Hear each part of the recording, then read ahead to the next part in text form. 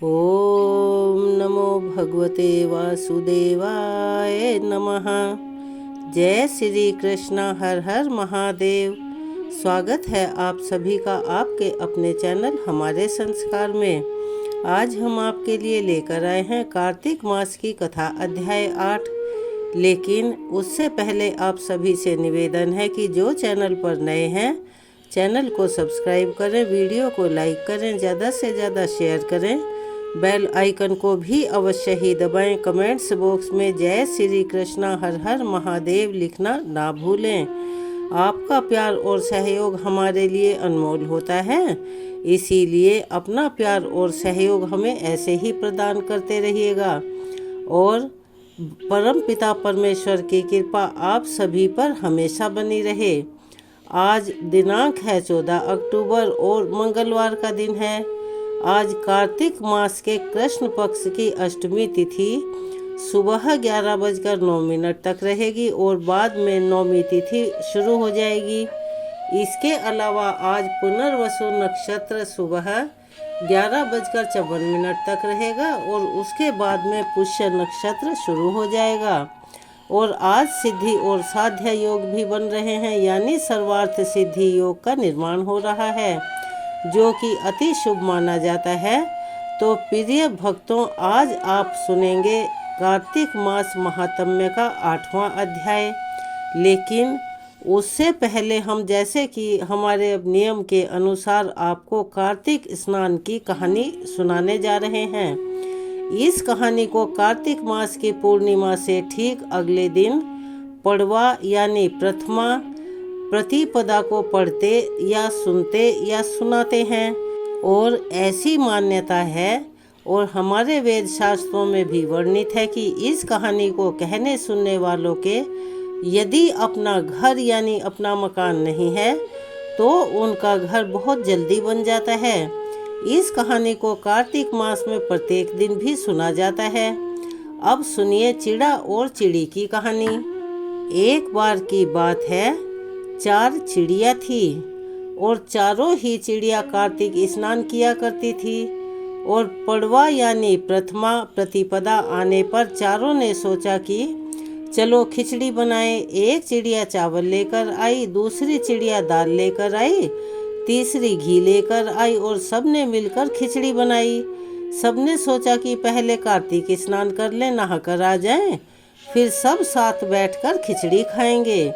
तो पहले एक चिड़िया स्नान करके आई, उसे जोर की भूख लगी हुई थी, लेकिन बाकी चिड़िया अभी तक नहाकर वापस नहीं आई थी।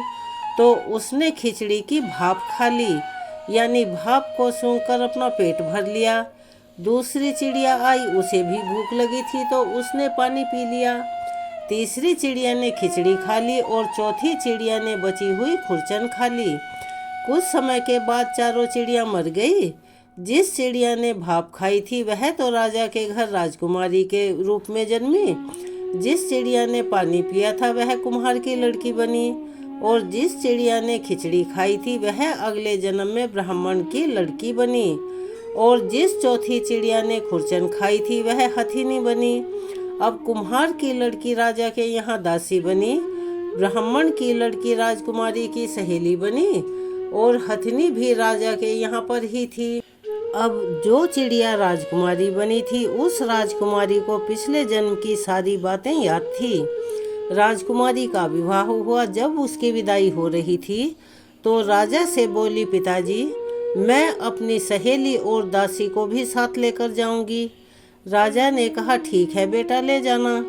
राजकुमारी फिर भी नहीं गई तो राजा ने पूछा, अब तुम्हें और क्या चाहिए? तो वह बोली, पिताजी मुझे हथिनी भी चाहिए। तो राजा ने अपने नौकर को हथिनी को लाने को भेज दिया, क्योंकि वह हथिनी किसी के बस में आती ही नहीं थी, किसी के कहे अनुसार चलती नहीं थी। जब वह हथिनी नहीं उठी तो राजकुमारी खुद चलकर उसके पास गई और उसके कान में पिछले जन्म की बात कही, जिसे सुनते ही वह हथिनी उठकर खड़ी होकर उसके साथ चल पड़ी।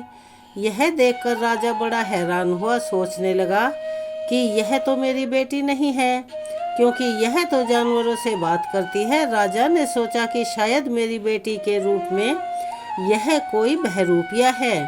तब राजा ने क्रोध के मारे तलवार निकाल ली और कहा कि सच सच बता, तू कौन है, नहीं तो मैं तेरी गर्दन काट दूंगा। तब राजकुमारी ने अपने पिताजी से अपने पिछले जन्म की सारी बातें बताई। यह सुनकर सभी को बहुत आश्चर्य हुआ। तब वह राजकुमार जिससे राजकुमारी का विवाह हुआ था यह सब देख रहा था। तब वह राजकुमारी से कहने लगा कि अगर कार्तिक स्नान की इतनी महिमा है तब तो हम दोनों मिलकर भी जोड़े से कार्तिक स्नान करेंगे और खूब दान पुण्य करेंगे। तो यह थी चिड़ा चिड़ी की कहानी। सभी प्रेम से एक बार मेरे साथ प्यार से बोलिए, कार्तिक के ठाकुर राई दामोदर की जय, कार्तिक मास की जय। तो प्रिय भक्तों, अब हम आपको सुनाने जा रहे हैं सदन कसाई की कथा। सदन कसाई जो कसाई जाति में जन्मे थे, एक ऐसा कुल जिसमें प्राचीन समाज में अक्सर हेय दृष्टि से देखा जाता था। उनका दैनिक जीवन जो था वो बहुत ही साधारण था।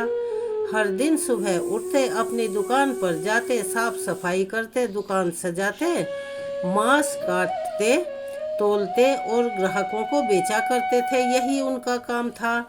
उनके हाथ खून से सने हुए हुआ करते थे और उनकी दुकान से मांस की दुर्गंध आया करती थी। चारों ओर से केवल उनके व्यवसाय की आवाजें सुनाई देती। अक्सर जो भी संत या वैष्णव उधर से गुजरा करते उसको देखकर कहते, कसाई है कसाई, अरे यह तो पापी है, घोर पाप कर रहा है, इसे तो नरक ही मिलेगा। हर कोई ऐसा ही सोचता था। वो ना तो किसी मंदिर के पुजारी थे और ना ही किसी संप्रदाय से जुड़े हुए थे, ना वो कोई संत महात्मा थे और ना ही तिलक लगाते थे, ना उनके गले में किसी भी प्रकार की कोई कंठी माला थी। वे तो बस एक सामान्य गृहस्थ जीवन जीते थे और अपना व्यापार करते थे। लेकिन उन्हीं व्यापारी पर, उन्हीं कसाई पर उन्हीं ठाकुर जी की कृपा हुई। ठाकुर जी ने उन पर ऐसी कृपा करी कि उन्हें अपने धाम में उनको वास दिया। एक दिन सदन कसाई रास्ते से गुजर रहे थे तो उन्हें एक गोल काला भारी पत्थर मिला। पत्थर को देखकर उन्होंने सोचा कि यह तो तराजू में बट्टे की तरह से काम आएगा, यानी तौल के काम आएगा। चलो इसे उठाकर रख लेता हूँ। और वो उस पत्थर को उठाकर अपनी दुकान पर ले आए। अब उसी पत्थर से वह मांस तोल तोल कर लोगों को देने लगे।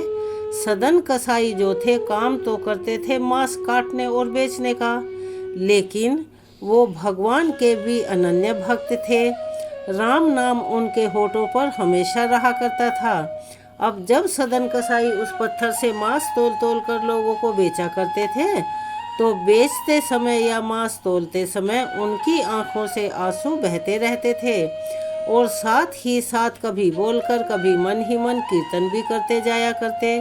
राम नाम की माला जपते रहते और आंसू जो भक्ति के होते थे वे उनकी आंखों से अक्सर बहा करते थे। अब एक तो काम उनका ऐसा, व्यवसाय ऐसा, मांस काटने और बेचने का घोर पाप का, ऊपर से भगवान के नाम की रटन रट रहे थे।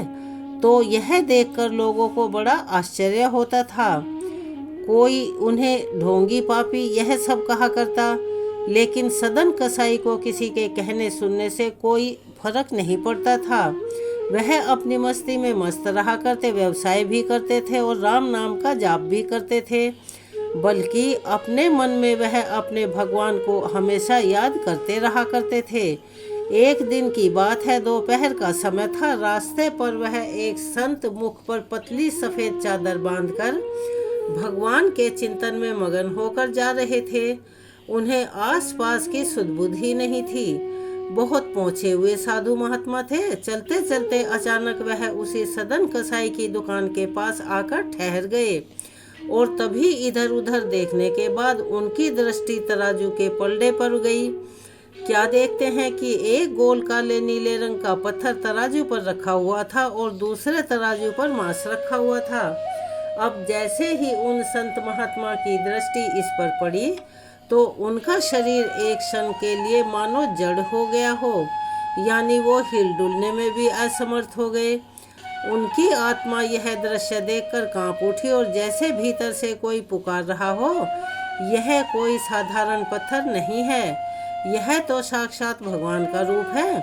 अब तो यह देखकर कि शालिग्राम भगवान की ऐसी दुर्दशा, वे संत महाराज आगे बढ़े और क्रोध से भरे हुए कपकपाते स्वर में सदन कसाई से कहने लगे, अरे भाई, यह क्या कर रहे हो?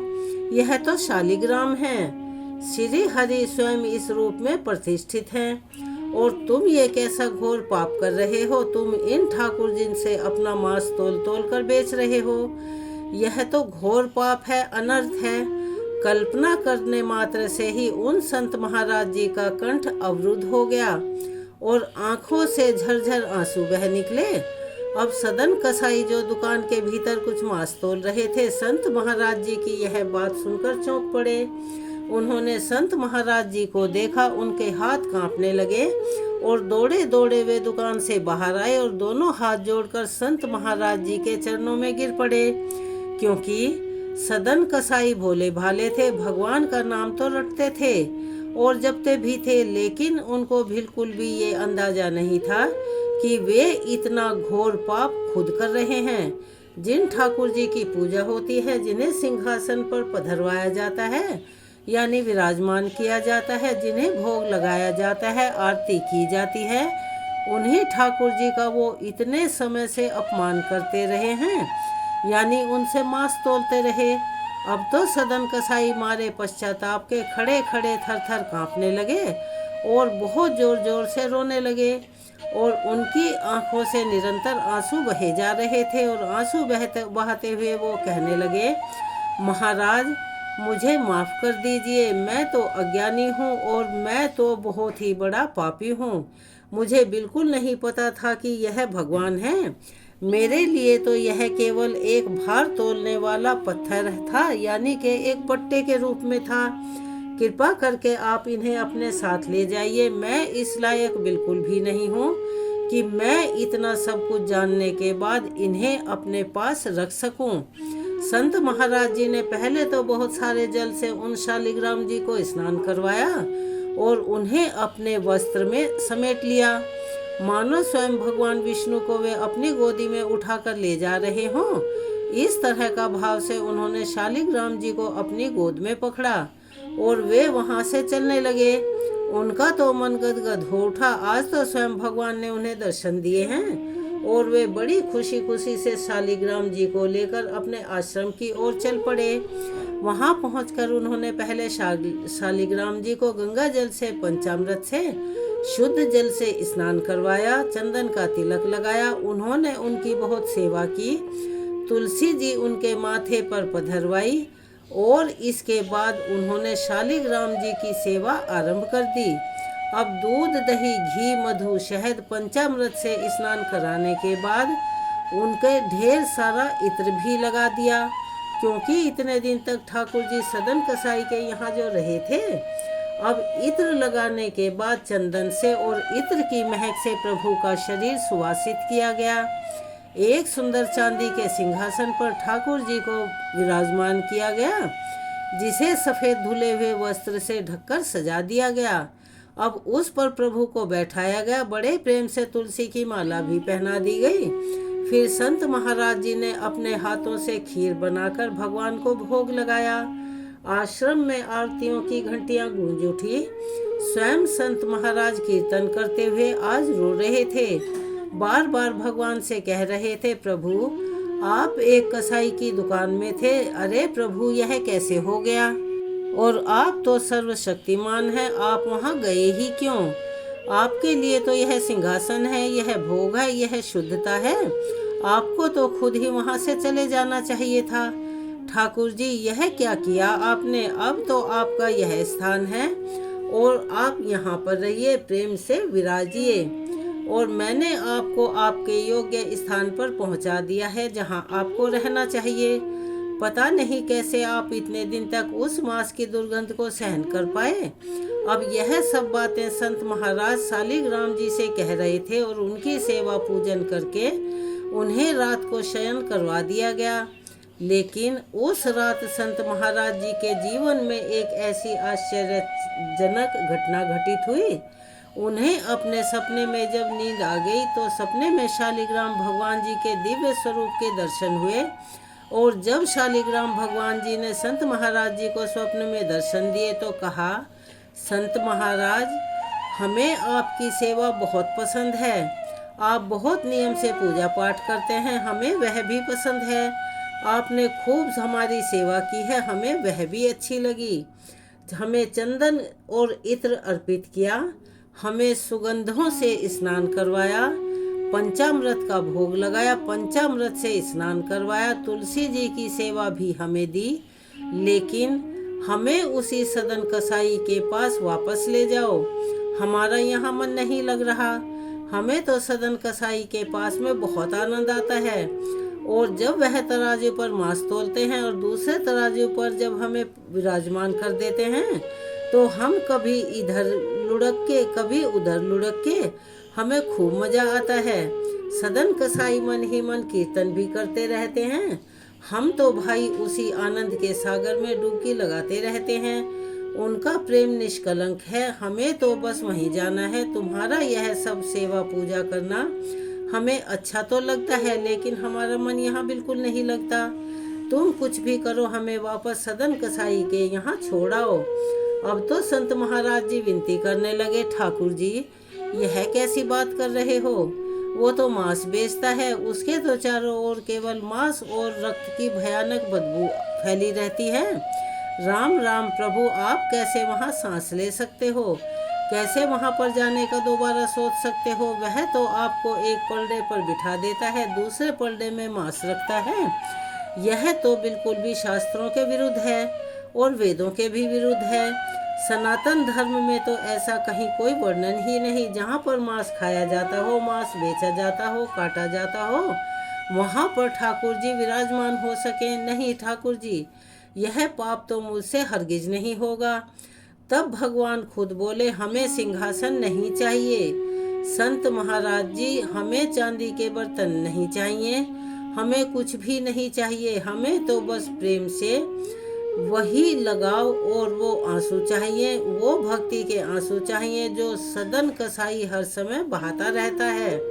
वो हमें जहाँ रखेगा हम प्रेमवश वहीं रह लेंगे। जब संत महाराज जी ने बार बार भगवान जी की यह विनती सुनी तो कहा, तो भक्त भगवान से विनती करते हैं और कहा, आज ठाकुर जी ने संत महाराज जी को दर्शन देकर उनसे बारंबार विनती की। इसके बाद बड़े उदास मन से ठाकुर जी अंतर्ध्यान हो गए। अब तो संत महाराज जी चौंक कर उठ बैठे और उन्होंने स्वप्नों की बात याद रही। तब उन्होंने वैसा जैसा कि उनको स्वप्न में आदेश हुआ था वही किया, अर्थात वो शालिग्राम जी को बड़े बुझे मन से उदास मन से उठाकर ले गए और सदन कसाई को लौटाते हुए बोले, ये लो सदना, यह रहे तुम्हारे ठाकुर जी, और ये मेरे पास किसी भी हालत में नहीं रहने वाले। अब तो सदन कसाई हाथ जोड़कर कांपते हुए कहने लगे, महाराज, यह क्या कह रहे हैं आप? मैं तो पापी हूँ, मांस बेचता हूँ, मुझे भला यह शालिग्राम जी वापस आप क्यों दे रहे हैं? यह ठाकुर जी अपने पास ही रखिए और वहीं ले जाइए। मेरे पास रहेंगे तो मुझे तो घोर पाप लगेगा। मुझे तो अगले कई जन्मों तक इस पाप से ही मुक्ति नहीं मिलने वाली है कि मैंने इनको एक पलड़े पर रखा, बट्टे का काम लिया और दूसरे से मांस तोलकर बेचता रहा। तो संत महाराज जी कहने लगे, सदना, यह ठाकुर जी की इच्छा है, वह खुद तुम्हारे पास रहना चाहते हैं, मेरे पास नहीं रहना उन्हें। तो बताओ मैं क्या करूं? अब संत महाराज जी ने अपने स्वप्न की सारी बात सदना कसाई को सुना दी। यह सब सुनकर सदन कसाई का तो अंतर्मन हिल गया, उनका हृदय परिवर्तन हो गया और उन्होंने सोचा कि अब जब प्रभु मुझ जैसे पापी को अपनाने को तैयार हैं तो क्या मैं उनके लिए अपने जीवन को शुद्ध नहीं बना सकता? और बस उसी क्षण से उन्होंने मांस बेचना छोड़ दिया और फिर उसके बाद अपना पूरा जीवन शालिग्राम जी की भक्ति और सेवा में समर्पित कर दिया। तो इस तरह से ठाकुर जी अपने भक्तों पर कहीं भी किसी भी समय किसी भी रूप में कृपा करते रहते हैं, और जब ठाकुर जी को किसी भक्त पर कृपा करनी होती है तो वे नास्तिक को किसी भी तरह से, किसी भी बहाने से आस्तिक बना देते हैं, या उनके कैसे भी कर्म हो अच्छे कर्मों की तरफ मोड़ देते हैं। ऐसे कर्म जो उन्हें घोर पाप में, घोर नरक में धकेलने वाले होते हैं, वो उन बुरे कर्मों को सत्कर्मों में बदल देते हैं। तो यह थी कथा। आपको कैसी लगी कमेंट्स बॉक्स में अपनी राय अवश्य ही लिखिएगा, और सभी मेरे साथ एक बार प्यार से बोलिए शालिग्राम भगवान जी की जय, भक्त सदन कसाई जी की जय। और अब हम सुनाने जा रहे हैं कार्तिक मास महात्म्य का आज का आगे का वृतांत। एक दिन देव ऋषि नारद जी ने वेद व्यास जी से पूछा, हे व्यास जी, ब्रह्मचारी, गृहस्थ, वानप्रस्थी और सन्यासी, इन चारों आश्रमों में गृहस्थ आश्रम को ही क्यों सबसे श्रेष्ठ माना गया है? इस बारे में जानने की मेरी प्रबल इच्छा है। तब व्यास जी ने कहा, हे नारद, जैसे समस्त नदियां समुद्र में जाकर आश्रय पाती हैं और सभी जीव माता का आश्रय पाकर जीवित रहते हैं, उसी प्रकार से भिक्षुक, ब्रह्मचारी, सन्यासी, विद्यार्थी, गुरु पूजा करने वाले और यात्री, यह 6 जीविका रहित होने पर भी गृहस्थों का ही आश्रय पाते हैं। अब इसे ध्यानपूर्वक सुनो। इस संबंध में मैं तुम्हें एक पुराना इतिहास सुनाता हूँ। प्राचीन समय में उत्तानपाद नाम का एक राजा था, और उस राजा का उत्तम नाम का एक पुत्र था, जो अत्यंत बलवान तथा मदिरा पीने वाला था। राजा और रानी दोनों स्नेहपूर्वक रहा करते थे। एक दिन राजा ने एक वेश्या का नृत्य देखते हुए मदिरा पान किया, और इतना ही नहीं, हद तो तब हो गई जब पत्नी से भी मदिरा पीने का आग्रह किया, परंतु स्त्री ने उसका कहना नहीं माना। तब राजा ने क्रोधित होकर सेवकों को निर्जन वन में रानी को छोड़कर आने का आदेश दे दिया। राजा के सेवकों ने राजा की आज्ञा का पालन किया। इसके बाद राजा ने जब अपनी रानी को वन में छोड़ दिया तो दूसरा विवाह नहीं किया। रानी के वियोग को सहन करते हुए राजा अपनी प्रजा को पुत्र के समान पालने लगा। एक दिन एक ब्राह्मण ने राजा उत्तानपाद के समीप आकर निवेदन किया कि हे राजन, मेरी पत्नी का किसी ने अपहरण कर लिया है। इस कारण मैं बहुत दुखी हूँ। आप मेरी पत्नी को ढूंढवाइए और मुझे वापस दिलवाने की व्यवस्था कर दीजिए। तब राजा ने कहा, हे महाराज, मुझे नहीं पता कि आपकी पत्नी कौन है, कहाँ है, और उसे जो हरण करके ले गया है वो कहाँ ले गया। अब भला इस स्थिति में मैं उसे ढूंढकर कहाँ से लाऊं? यह सुनकर ब्राह्मण देवता बोले, राजन, 6ठा भाग कर के रूप में प्राप्त करने के कारण आप प्रजा के रक्षक हैं। मेरी पत्नी अपने घर में सो रही थी, वहां से कोई उसे हर कर ले गया है। इसीलिए अब यह आपका कर्तव्य बनता है कि आप चाहे कहीं से भी उसे ढूंढ कर लाएं। राजा ने कहा, हे ब्राह्मण, मैंने तो आपकी पत्नी को कभी देखा तक नहीं है, और ना ही मैं तुम्हें जानता हूँ कि वह कैसे रूप रंग की और स्वभाव वाली है। तब फिर मैं उसे कैसे ढूंढ सकता हूँ? यह सुनकर ब्राह्मण ने कहा, यद्यपि यह कर्कश स्वभाव की, कठोर वचन बोलने वाली, काले रंग की और कुरूप है, फिर भी मैं उसकी बिल्कुल निंदा नहीं करता, क्योंकि वह मेरी पत्नी अर्थात मेरी अर्धांगिनी है। अब तो यह सुनकर राजा ने कहा, जब तुम्हारी पत्नी ऐसी कुरूपा और उल्टा और क्रूर स्वभाव की है, तब तुम भला उसे वापस प्राप्त करके क्या करोगे? उसके स्थान पर मैं तुम्हें एक अत्यंत सुंदर, शील स्वभाव की अन्य स्त्री दे सकता हूँ। सुनकर ब्राह्मण देवता ने कहा, राजन, मेरी पत्नी मेरे धर्म कर्म की अर्धांगिनी है, मेरी साथी है, इसीलिए उसकी रक्षा करना मेरा परम धर्म है। जो पुरुष अपनी पत्नी की सुरक्षा नहीं करता, उसके वर्ण संकर संतान उत्पन्न होती है और उसके पितृ नरकवासी होते हैं। वेश्यागामी पुरुष का कल्याण कभी नहीं हो सकता, और जो मनुष्य ऋतुकाल के पश्चात अपनी स्त्री से सहवास नहीं करता, उसके पितृ 1 मास तक उसके रुधिर में तैरते रहते हैं। ब्राह्मण के ऐसे वचन सुनकर राजा अपने शस्त्र अस्त्र लेकर रथ पर सवार होकर उसकी स्त्री को खोजने के लिए निकल पड़ा। कुछ दूरी पर जाकर उसे एक आश्रम दिखाई दिया जिसमें एक महान तपस्वी कुशा के आसन पर बैठे हुए थे। राजा को आश्रम में आया हुआ देखकर ऋषि ने उनका कोई आदर सत्कार नहीं किया। ऋषि कहने लगा, मैं जानता हूँ कि तुम राजा उत्तानपाद के पुत्र हो, मगर यहाँ किस कारण आए हो? तब राजा ने कहा, हे मुनि, एक ब्राह्मण के घर से कोई उसकी पत्नी को हर कर ले गया है। मैं उसी की ढूंढने के लिए इधर आया हूँ, मगर मैं देख रहा हूँ कि ना तो आपने मुझे अर्घ दिया और ना ही किसी प्रकार का आदर सम्मान दिया।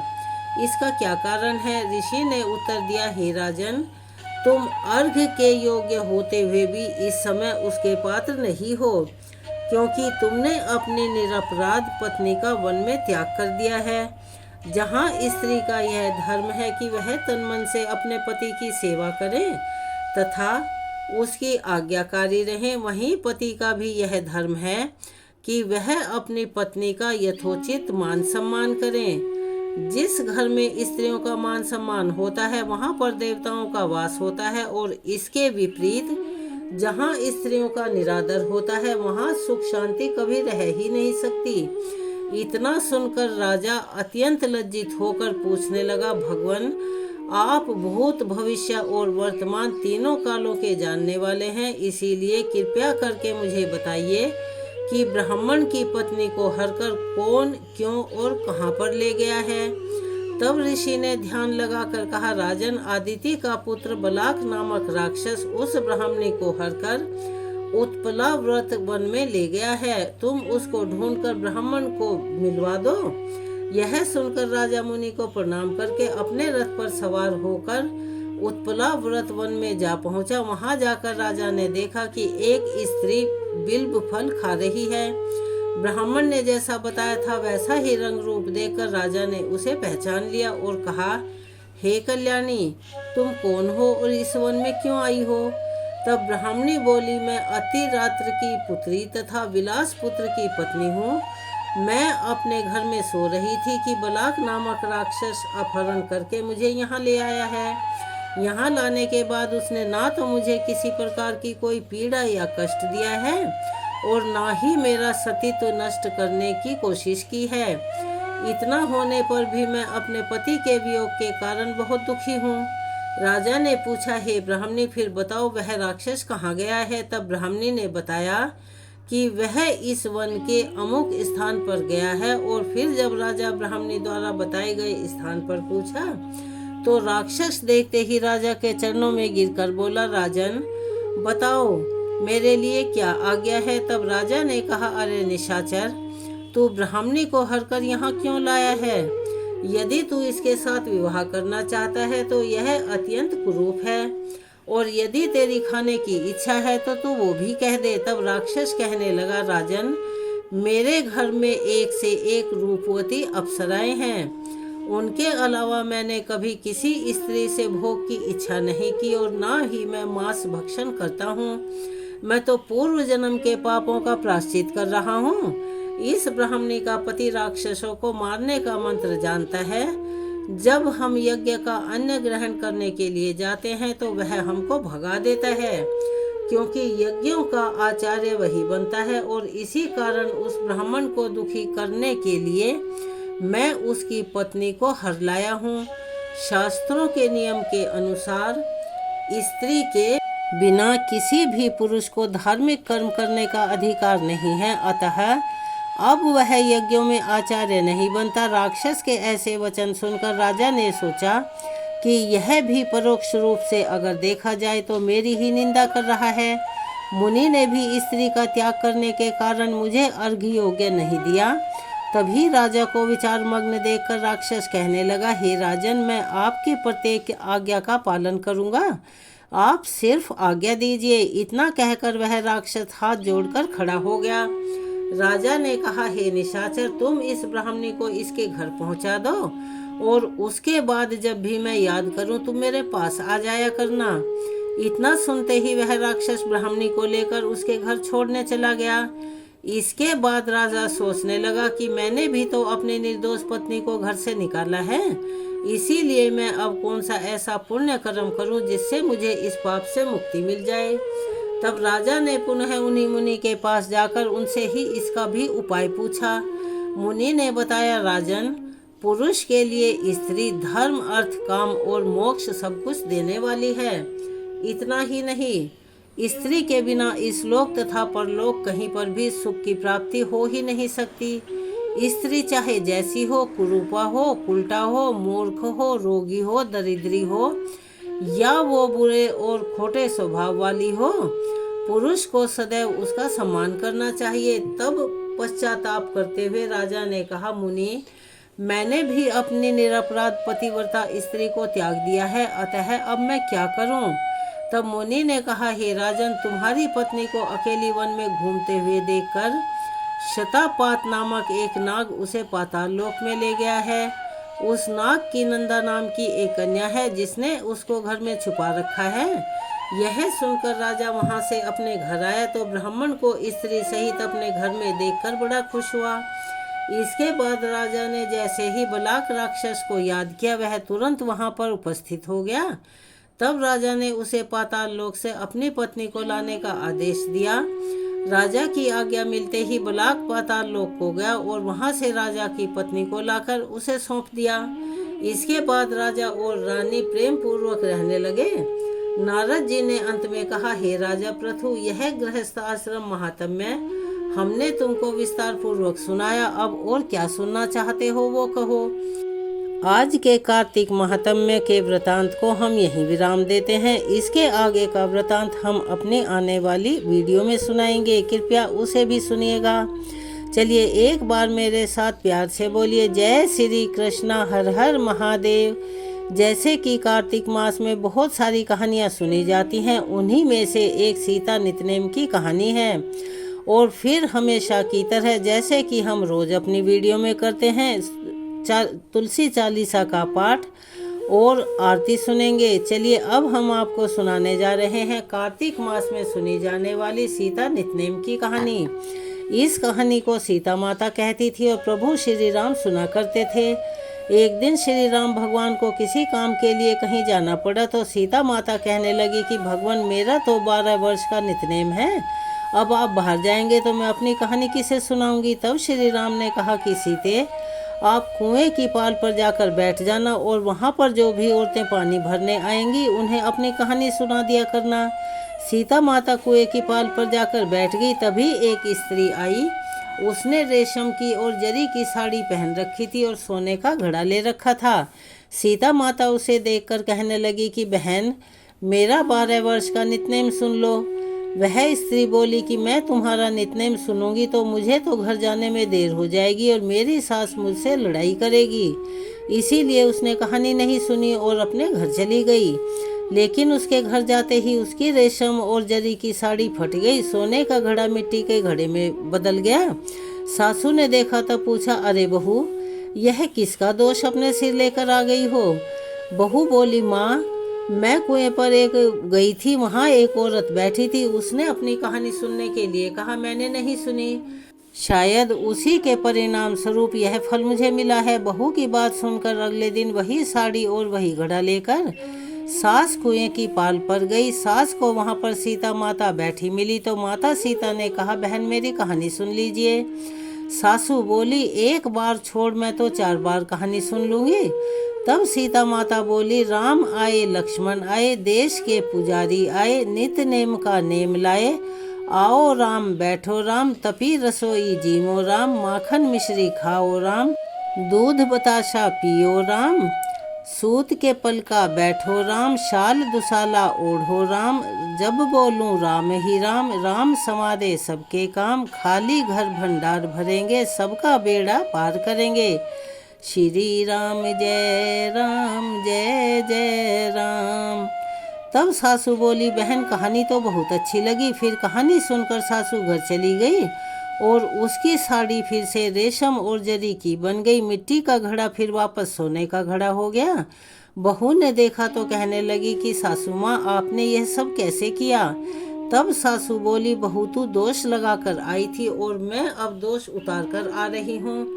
बहू ने पूछा कि माँ जी, वह कुएं वाली स्त्री कौन है। सासू ने बताया कि वह तो सीता माता थी और वह पुराने से नया कर देती हैं, खाली घर में भंडार भर देती हैं, वह लक्ष्मी जी का वास घर में कर देती हैं और मनुष्य की जो भी इच्छा हो उसे पूर्ण कर देती हैं।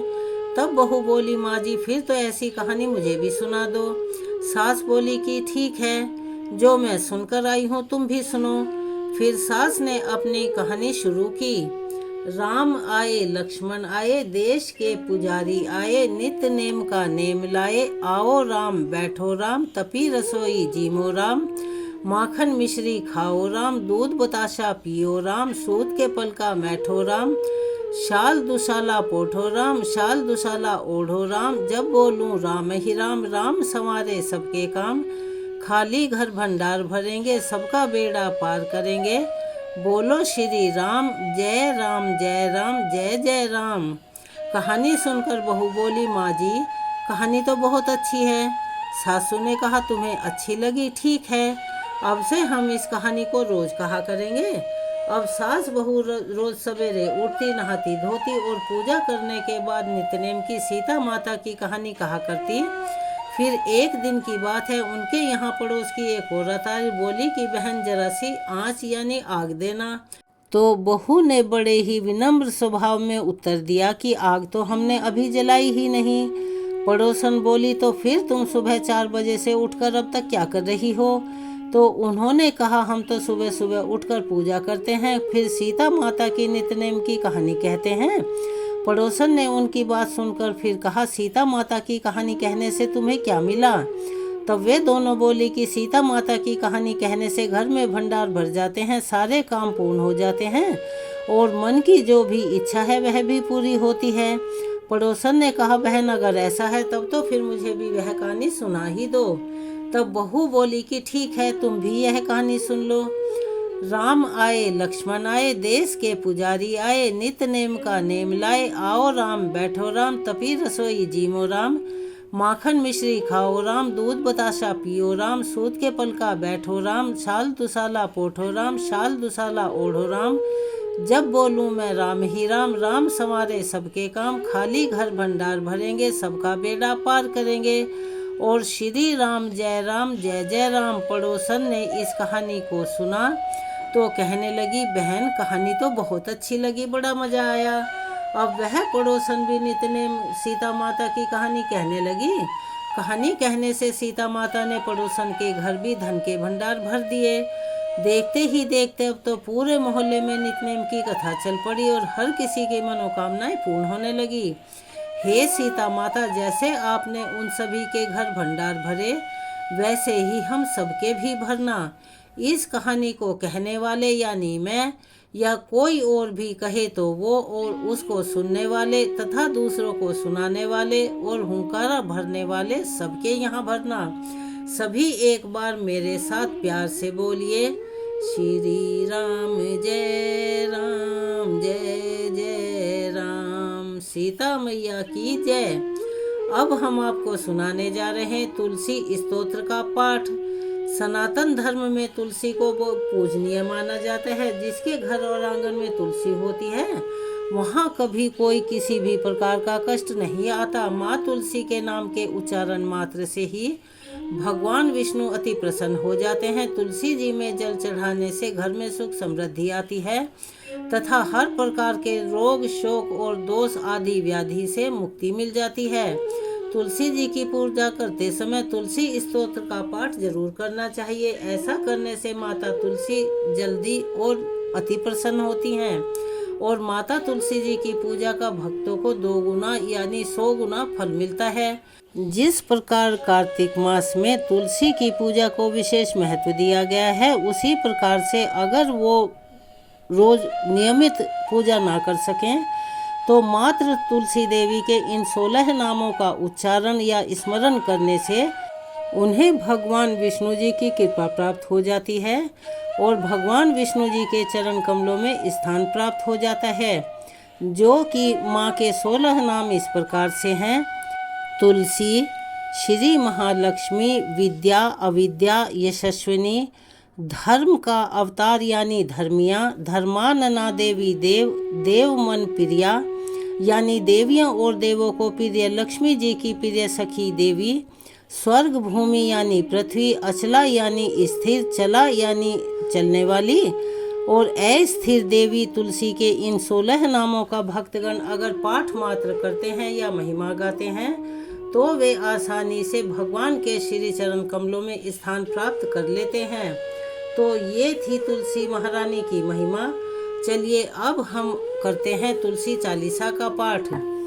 जय जय तुलसी भगवती सत्यवती सुखदानी, नमो नमो हरि प्रेयसी श्री वृंदा गुण खानी, श्री हरि शीश विराजनी देहु अमर वर अम्ब, जनहित है वृंदावनी अब न करहु विलम्ब।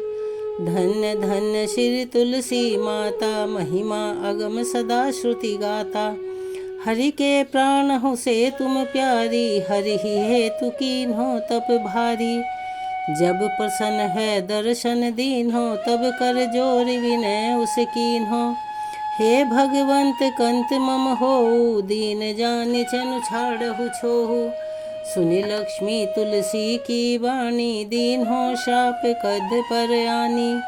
उस अयोग्य वर मांगन हारी, हो विटप तुम जड़ तनु धारी, सुन तुलसी ही श्रप्यो थे ठामा, करहु वास तुहु नीचन धामा।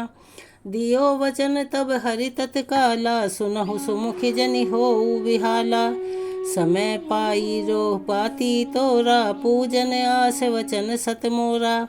तब गोकुल मह गोप सुदामा, तासु भई तुलसी तू बामा, कृष्ण रास लीला के माही, राधे शक्य प्रेम लखी नाही। दियो श्राप तुलसी ही तत्काला, नर लोकहु तुम जन्महु बाला, यो गोप वह दानव राजा, शंख चूड़ नामक शिर ताजा। तुलसी भई तासु की नारी, परम सती गुण रूप अगारी, असदय कल्प बीती जब गयऊ, कल्प तृतीय जन्म तब भयऊ। वृंदा नाम भयो तुलसी को, असुर जलंधर नाम पति को, कर अति द्वंद अतुल बल धामा, कीन्हा शंकर से संग्रामा। जब निज सैन्य सहित शिव हारे, मरहि न तब हर हरि ही पुकारे, पतिव्रता वृंदा नारी को, जिस न सके पति संघारी। तब जलंधर ही वेश बनाई, वृंदा ढिघहरि पहुँचे जाई, शिव हित लह कर कपट प्रसंगा, कियो सतीत्व धर्म तो ही भंगा। भयो जलंधर कर संघारा, सुनि उर अशोक उपारा, तेहि क्षण दियो कपट हरितारी, लख वृंदा दुख गिरा उचारी। जलंधर जस हयो भीता, सोई रावण तस हरि सीता, अस प्रस्तर समहृदय तुम्हारा, धर्म खंडी मम पति ही संघारा। यही कारण लही श्राप हमारा, होवे तनु पाषाण तुम्हारा।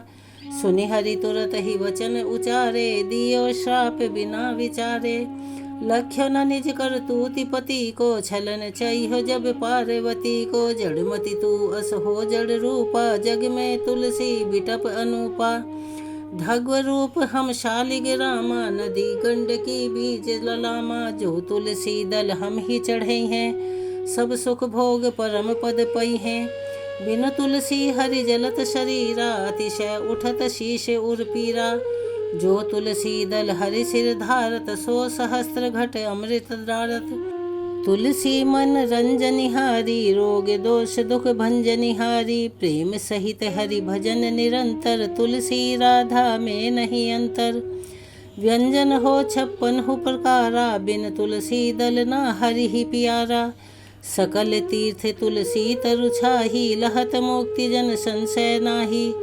कवि सुंदर एक हरि गुण गावत, तुलसी ही निकट सहस गुण पावत। बसत निकट दुर्वासा धामा, जो परियासत पूर्व ललामा। पाठ करहि जो नित नर नारी, सुख भासहि त्रिपुरारी। तुलसी चालीसा बढ़ तुलसी तरु ग्रह धारी। दीप दान कर पुत्र फल, पावहु बंध्यौ नारी। सकल दुख दरिद्र हरि हर परम प्रसन्न। आश धन जन लड़ही कर, बसहि पूर्णा अत्र। लाही अभिमत बल जगत मह लाही पूर्ण सब काम। जेहि दलर पही तुलसी सहस बसहि हरि राम।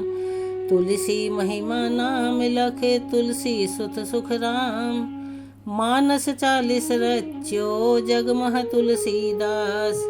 चलिए मेरे साथ एक बार प्यार से बोलिए तुलसी महारानी की जय। अब हम सब मिलकर करते हैं तुलसी माता की आरती। तुलसी महारानी नमो नमो, हरि की पटरानी नमो नमो। तुलसी महारानी नमो नमो। धन तुलसी पूरण तप कीनो, शालिग्राम बनी पटरानी नमो नमो। तुलसी महारानी नमो नमो, हरि की पटरानी नमो नमो। जाके पत्र मंजरी कोमल श्रीपति, कमल चरण लपटानी नमो नमो। तुलसी महारानी नमो नमो, हरि की पटरानी नमो नमो। कौन महीने बोई रानी तुलसी, कौन महीने हुई हरियाली नमो नमो। तुलसी महारानी नमो नमो, हरि की पटरानी नमो नमो। कौन महीने हुई तेरी पूजा, कौन महीने हुई पटरानी नमो नमो। तुलसी महारानी नमो नमो। आषाढ़ मास में बोई रानी तुलसी, सावन महीने हुई हरियाली नमो नमो। तुलसी महारानी नमो नमो, हरि की पटरानी नमो नमो। कार्तिक मास में हुई तेरी पूजा, मंगसिर मास हुई पटरानी नमो नमो। तुलसी महारानी नमो नमो, हरि की पटरानी नमो नमो। धूप दीप नवैद्य आरती, पुष्पन की वर्षा बरसानी नमो नमो। तुलसी महारानी नमो नमो, हरि की पटरानी नमो नमो। 56 भोग 36 व्यंजन, बिन तुलसी हरि एक न मानी नमो नमो। तुलसी महारानी नमो नमो, हरि की पटरानी नमो नमो। जो तुलसी को सवेरे गाए, श्री कृष्ण के दर्शन पाए नमो नमो। तुलसी महारानी नमो नमो, हरि की पटरानी नमो नमो। जो तुलसी को दोपहर को गाए, खीर खंड का भोग लगाए नमो नमो। तुलसी महारानी नमो नमो, हरि की पटरानी नमो नमो। जो तुलसी को सांझ को गाए, श्री कृष्ण की आरती उतारे नमो नमो। तुलसी महारानी नमो नमो, हरि की पटरानी नमो नमो। जो तुलसी को रात को गाए, श्री कृष्ण के चरण दबाए नमो नमो। तुलसी महारानी नमो नमो, हरि की पटरानी नमो नमो। सब सखी मैया तेरो यश गावे, सब सखी मैया तेरो यश गावे। भक्ति दान दीजे महारानी नमो नमो। तुलसी महारानी नमो नमो। जय श्री कृष्णा। धन्यवाद।